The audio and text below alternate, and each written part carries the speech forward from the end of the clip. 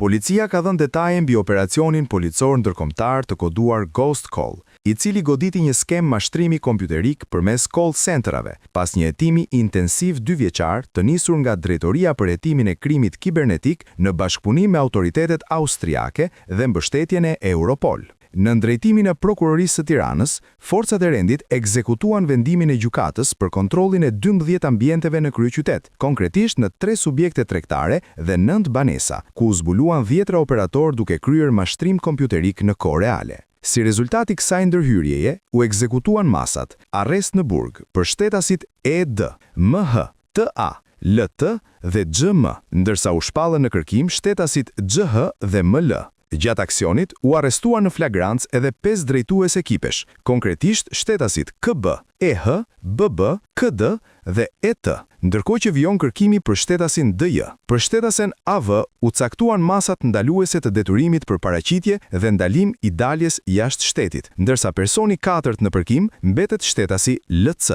Në cilësinë e provës materiale, autoritetet sekuestruan shumën prej 891.735 eurosh, e cila dyshohet se është përfituar direkt nga skema e mashtrimit, si dhe një infrastrukturë të gjerë teknologjike që shërbente për aktivitetin kriminal, e përbërë nga 443 kompjutera, 238 celular, 6 laptop dhe pajisje të tjera memorie si HDD dhe DVR. Hetimi, i cili nisi pas kërkisës për informacion nga pala austriake, vijon ende për dokumentimin e plot të veprimtarisë dhe identifikimin e personave të tjerë të përfshirë në këtë rrjet kriminal.